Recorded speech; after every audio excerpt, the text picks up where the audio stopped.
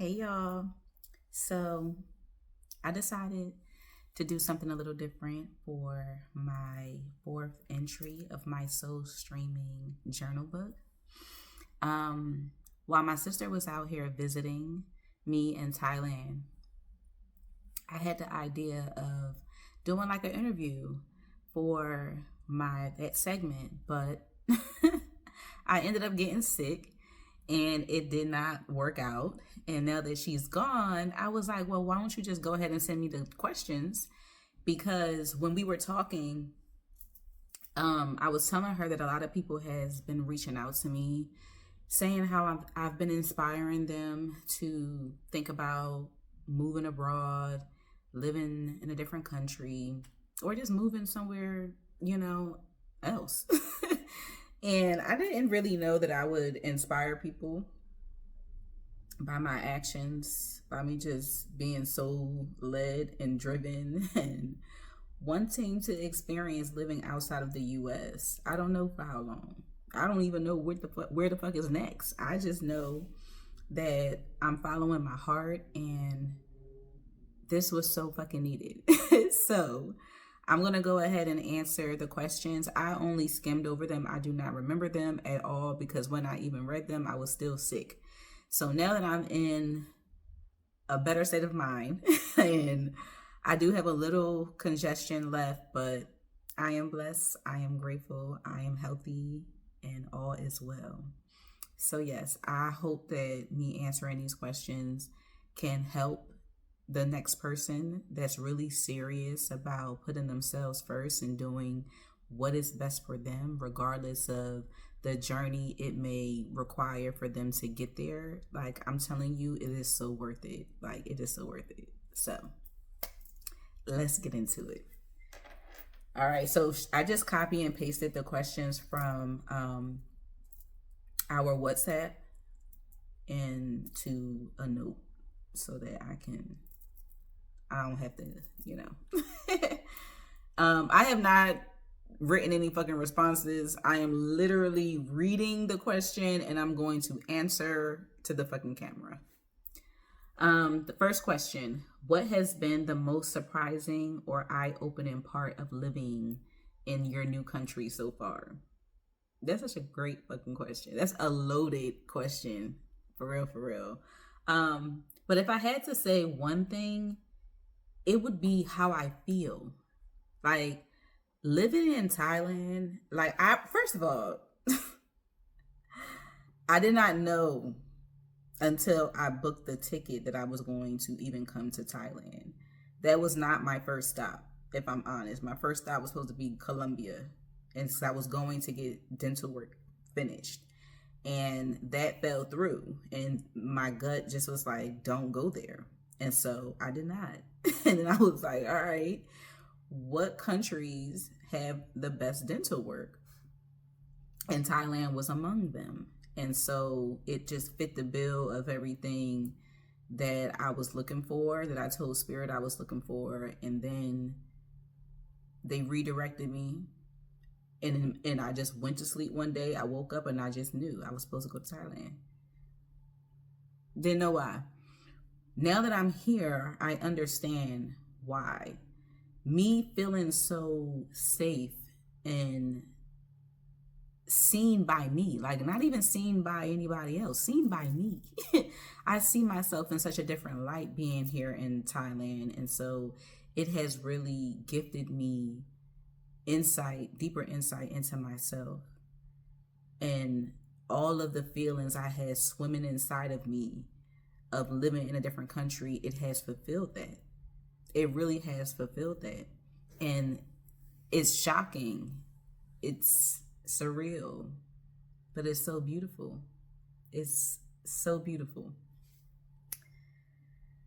Yes. So me being able to see myself is the most surprising or eye-opening part of living in this new country so far. The levels and the depths of me and how I have transformed. And I've been here a little over a month. A little over a month. All right, number 2. How are you finding ways to settle into your daily routine things like food, transportation, or connecting with locals. Yeah, struggles. Okay. It hasn't really even been too many struggles. Food has been a struggle. I'm not gonna lie. And it's only because it required me to have another ego death. But my daily routine, I, for the most part, throughout whatever routine I had when I was living in the States, like I had already had in mind that that was not going to work for me. And when I got here, I didn't even try. I just said and took it hour by hour, day by day. What is it that I want to do? What makes me feel comfortable? The only routine that I do still have is my spiritual routine, but even that has changed. Like my meditation has changed. My focus of meditation has changed. It's hard to have a routine out here when you're not surrounded by the things that you're familiar with to even have that routine. I'm used to having parks where I was at before. I'm used to walking around those type of neighborhoods. The neighborhoods is different. The streets are different, like, yeah, I still walk around, but I go walk into town. I go walk in for a to go to a cafe, to go and write somewhere, to go just people watch, to go look at the water. So like, that's what I mean by my routine is different, but the stability of what is giving me is the same, if that makes sense. Food. So for 7.5 years, the last 7.5 years, I have been pescatarian. I have not eaten meat. The moment I got to Thailand, I instantly craved chicken. I don't know what the fuck it was. I don't know what it is. And that is what required me to have an ego death, because I just could not believe that I was literally ordering chicken. Not on the first night. I think it took about 3 days for me to really say, you know what? Let's try it, because I was afraid. I was like, I'm about to be sick as shit. And I don't want to be sick as shit in that way in a different country. Like, even though the medical here is good and it's affordable, that wasn't a concern. It was just more so fear and feeling like now a fraud, as if I can't change my mind about my diet, as if I can't flow into what my body is asking for, what it's craving. And I didn't crave meat when I was in the States, not at all. Like, I was good. But me giving up meat wasn't supposed to be forever anyway. The initial agreement with my damn self was supposed to be a month, and then that month turned into months and then years. And me being with my ex, who also didn't eat meat, it made it easier. And then I started feeling like, well, damn, how is that going to be? Because I was the one cooking the fucking meals. Like, how was that going to be me cooking meat for me and, something plant-based for her? Like, it was just too fucking much. But now that I'm in a different transition, I'm in a different reality. In this fucking reality, I like chicken. I do still have issues with texture. And before here, I've never had Thai food. I still haven't really had Thai food since I've been here. I'm just going with the flow. I've been trying a whole bunch of shit. Some things I like, most things I do not. I'm just being honest. But it's been an adventure. It's been helping me understand patience and understand how to flow differently, but how to allow myself grace to figure out, who am I now? What do I like now? What does my pilot want now? Transportation has been a breeze because it's really affordable. And they have apps. Like, there's 2 apps that I use out here in Thailand. The first app is Grab, which is similar to the States Uber. it's pretty much the same. Like it does the same damn things, but it's way cheaper. Like for instance, my dental office is like 40 minutes away from where my Airbnb is, and to get there, if I was to take a Grab, it would be anywhere between $9 to $11.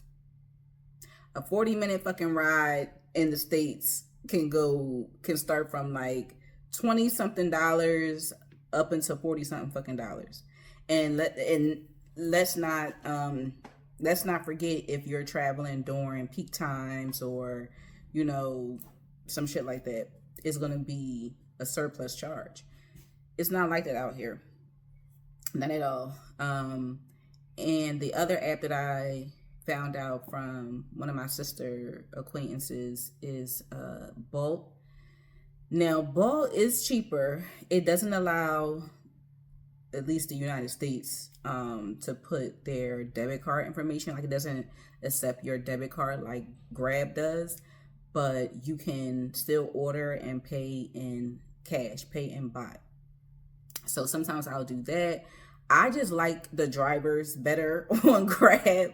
Bolt sometimes be doing too motherfucking much. Okay, that's another story for a story time for another day.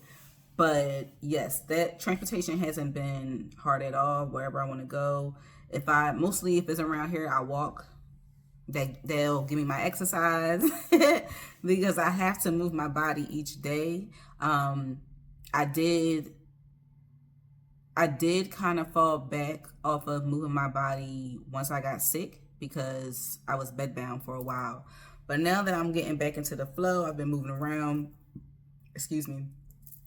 and just trying different techniques to drain and detox my system. And then connecting with locals. So that really hasn't been a focus, but I'm trying to see how can I best explain. It hasn't been a focus, right? But I have also met some beautiful, beautiful people. Some Thai, some from all over the fucking world. And the stage that I'm at right now in my life, right? Because yes, I'm in a different country. I don't know the language and I don't know the fucking people. And even though I don't know the language and I don't know the people, I also am surrounded by other foreigners that has migrated here for whatever reason. And I don't know their language either. But what we do recognize is energy and facial expressions, just kindness. And that is what I've been met with. So I just live in the moment. If I'm going somewhere, like let's say I'm going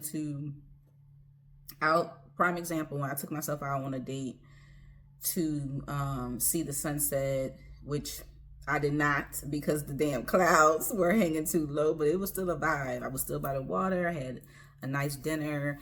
And as I'm walking into the little hub of restaurants, but it has like a seafront seating area, I'm walking in and instantly my eyes lock with another woman, another young lady, and she's smiling at me. I'm smiling at her. I know that she's a foreigner. She doesn't look Thai. So I know that she's a foreigner. And that's what I mean. We decided to just walk in together. This was our first time, both of our first time being here.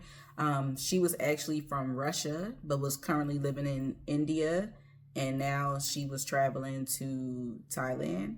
I don't know for how long. We didn't get into that. That's what I'm saying. Like, meeting some of the locals. I have met some Thai people who are really, really sweet, you know, around my neighborhood, that's been very kind and try their best to answer any questions I may have, or ask me questions. Like, they are really obsessed with my hair for some reason. Like, it's just blowing their mind.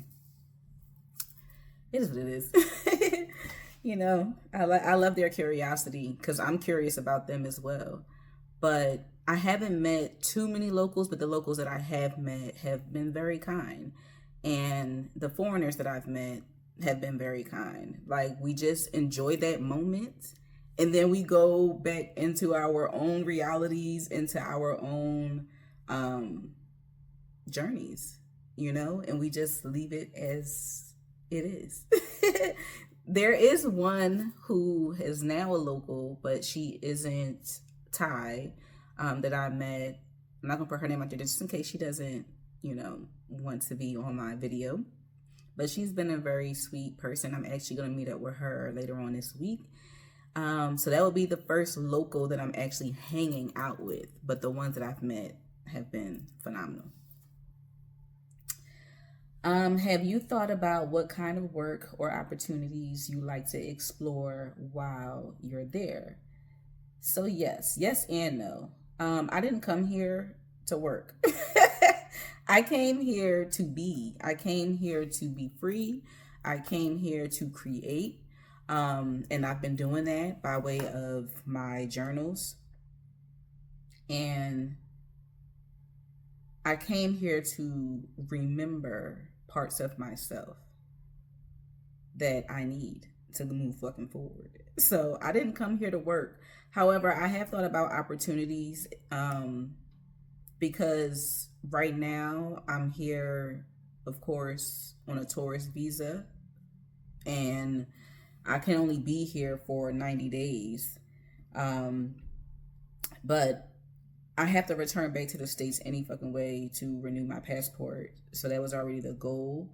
But I might make a stop before I do that. I'm not sure yet. But I've been thinking about when I do come back to Phuket, because I definitely want to come back to Phuket, what opportunities I would like to bring here and create here, because I've just been observing the people, observing the culture, observing the day-to-day life, and me being a tourist and me being someone that has come here to, find deeper parts of myself in a space where I knew that I would be held and safe. There are things that I want to bring here that I think could really, I'm not looking to increase like their tourist population, but I am looking to bring resources that I think would benefit expats, nomads, and even the locals. Like community is really big to them, and I love that. I love how they come together to create and have a shared vision. And so I think that I have some ideas that could fall into line with that, but also elevate it in a way. So I'm not trying to share too much, which is why I'm giving a vague answer. So yes.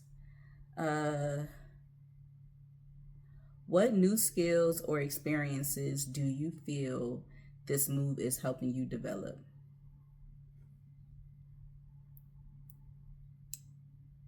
It has helped me develop a higher sense of stillness, because I don't have the known distractions that I had in the States. It's helping me understand what solitude means to me, and how it really affects and elevate my consciousness, because I don't have I don't know the language, so it's easy for me to just be in my own world even when I'm out and about. Like when you're in the States, you know the language, you're around familiar looking people, like you understand familiar programs, systems. Here, that is not in my reality. Like that's not what I'm experiencing. Like I can literally walk down the street and everybody is speaking something else. The only thing that you recognize is a smile. It's a facial expression. It's energy for me, but it allows me to just be in my own world and to figure out what am I feeling as I am experiencing life happening all around me. What am I classifying it as? I'm not really putting any labels, but What am I feeling? I'm not thinking. I'm just feeling. I'm just being. And that is teaching me how to go deeper within myself because I don't have the distractions that I did before.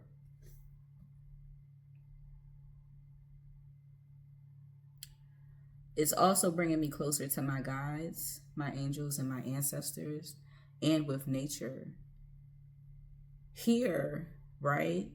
Like in the States, of course, we have the seasons, the 4 seasons. Some places more than others. But here, even though we're in technically fall, from what I'm used to, fall, y'all couldn't see my air quotes.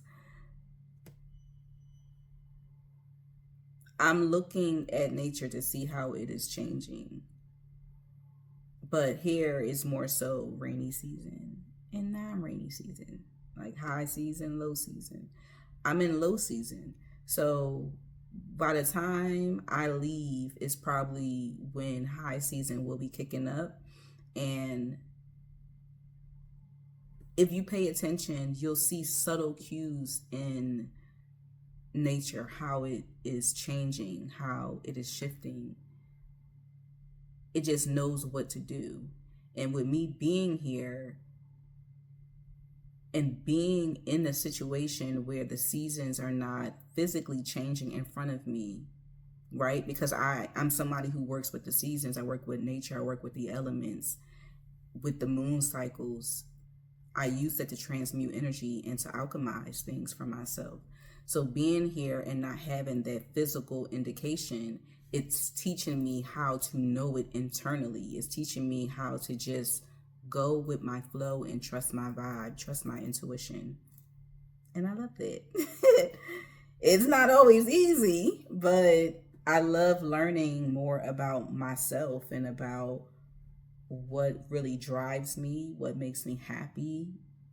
Like, it's just amazing. Number 5, in what ways do you feel your spiritual journey is being shaped or challenged by this new environment? So I just touched on how not having the physical indications of seasonal changes is teaching me how to trust myself more and knowing. I'm sorry, I had busted my lip yesterday and I don't know how. But whatever. Anyway, so it's helping me to learn how to trust my vibe more. It's also bringing me closer to my guides and how they connect with me, how they speak to me, and in a more authentic way. It's making me less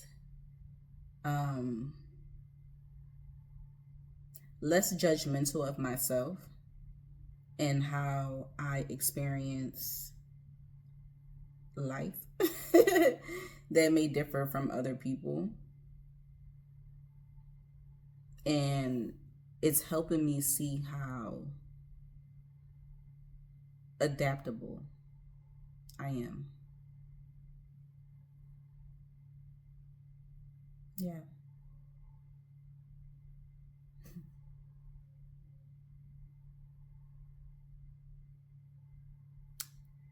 Have you found any spiritual communities, practices, or quiet spaces that resonate with you there? I haven't found any spiritual communities. I haven't gone to anything like that yet. I don't know if I will. I just haven't been called to it as of yet. Practices, yes. I have been learning, what is it called? It's movement, but it's like more slow movement. So it builds strength. It burns cardio, but it's still intentional. Like, I love intentional movements, or it's like I go between intentional movements and free flowing movements. I don't like too much rigidity. That's how you say it. Rigidity. Rigidity. I don't know. I hope that's how you say it. I really don't give a fuck if that's how you say it. You know what I'm saying? I don't like a rigid routine. It has to flow, but I do like some structure of being able to move my body. So I've been just discovering more ways of movements that helps to detox my body, wake up the energy in my body, move the energy in my body. That's just not dancing. Like, dancing is always going to be my number one go-to. But in this setting, I've been needing more than just dancing, more intentional movement. And I realize how that helps me move through any energy that's misaligned, flowing through, like it just helps me have a more grounded experience and outlook on life, to be honest. Quiet spaces outside. I sit outside a lot. Sitting in silence. I'm learning to sit in silence way more, because I'm just searching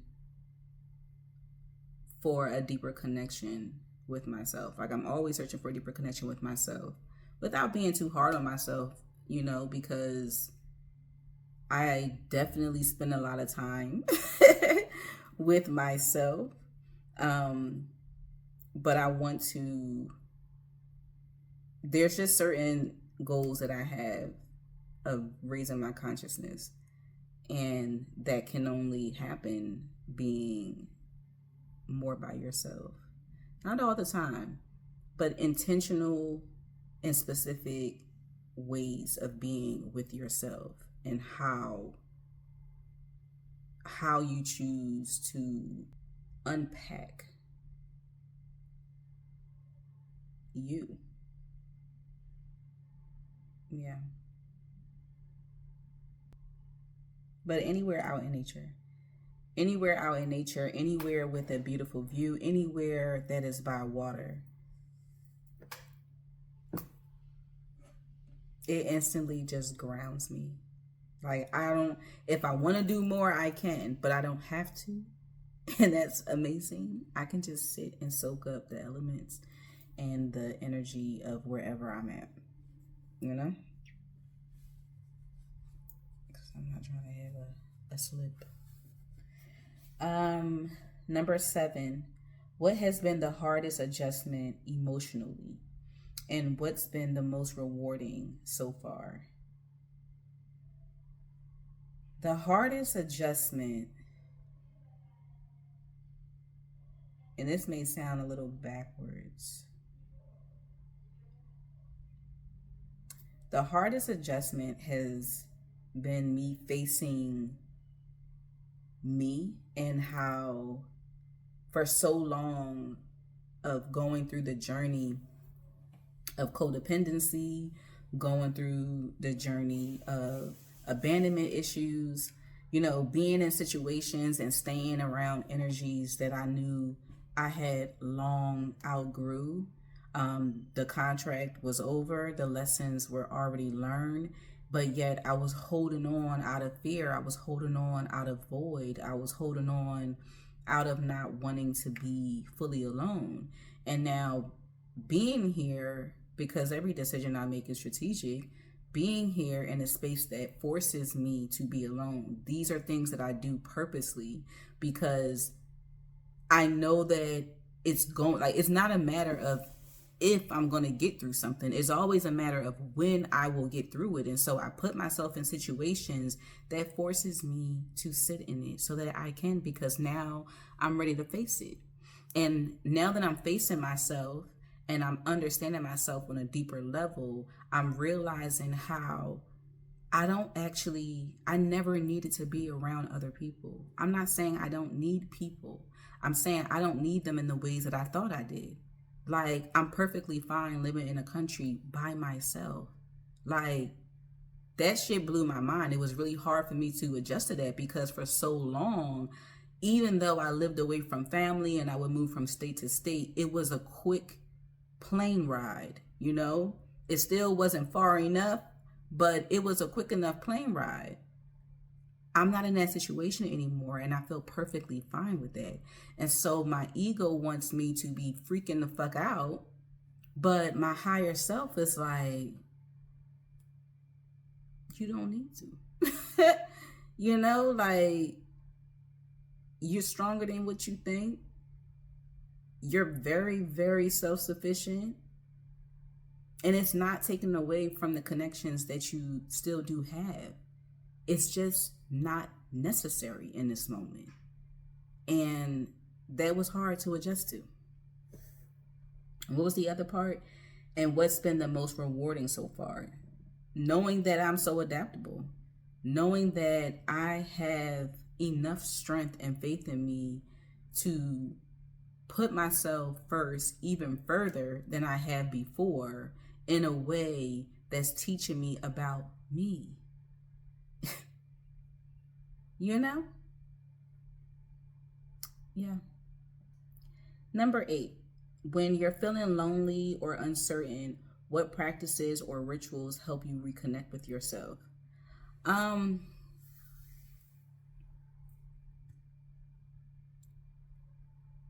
So I haven't felt lonely out here.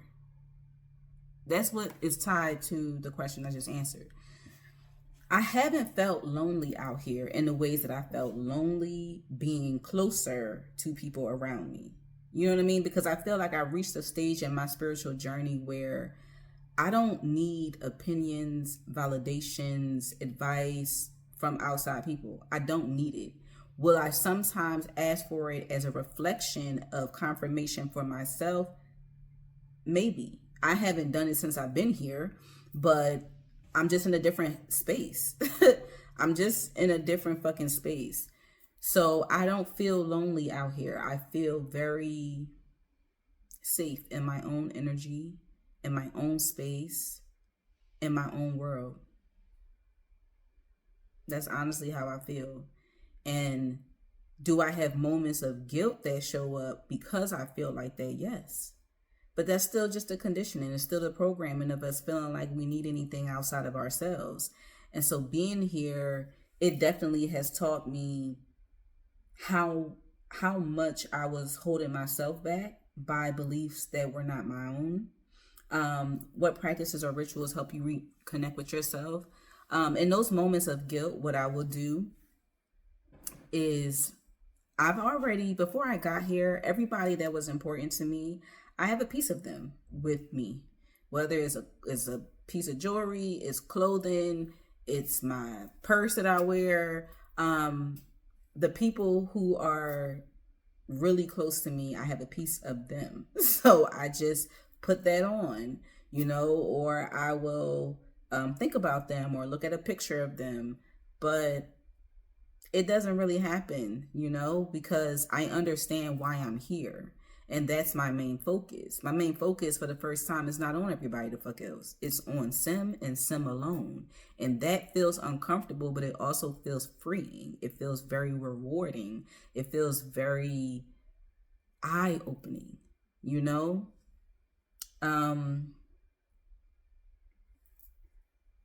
Number 9.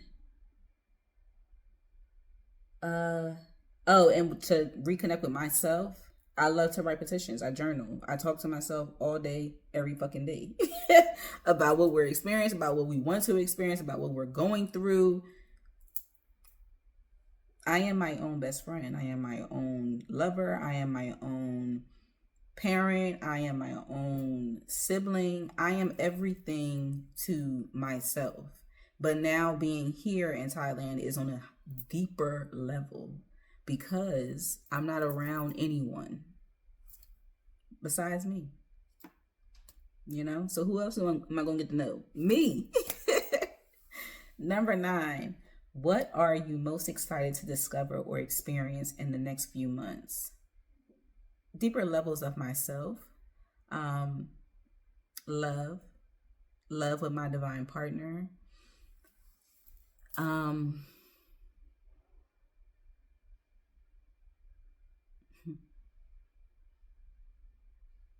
deeper channeling with my guides, like continuing to nurture that relationship. because it has gifted me so much. It has changed me so much in the most beautiful ways, and I don't ever want that to stop. Deepening my connection with nature and how it responds to me, the synchronicities, the signs, yeah, it's a language. It's a real fucking language. Hmm. And number 10, the last question. If you could send a message back to your past self before moving, what wisdom would you share? That's a really good question. What wisdom would I share to my past self? I would share to just be a little bit more patient.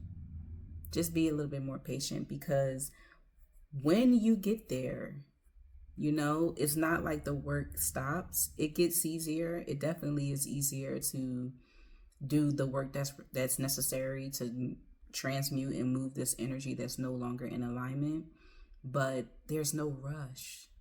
Like, there's no fucking rush. So just be patient with yourself in this moment, because you're going to get there. And when you do, it's going to be more than what you expected in the best way. But how you even deal with your struggles now won't be how you deal with them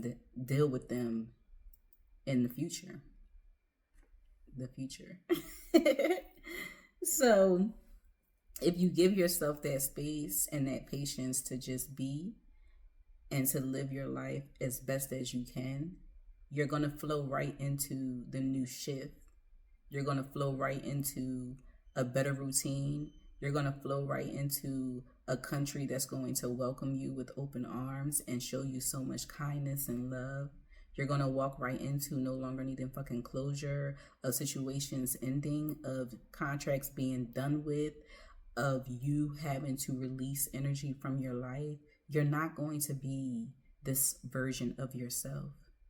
You can trust that the new version, the elevated version, the new shifted version of you already knows what to do. So just be patient. And I love you. So I don't know if these questions is going to help anybody, but they definitely helped me. And shout out to my little sis, Boo. I'm very grateful that you thought of these questions to ask me. And maybe it'll help somebody else that tune in. Maybe it won't. I don't know.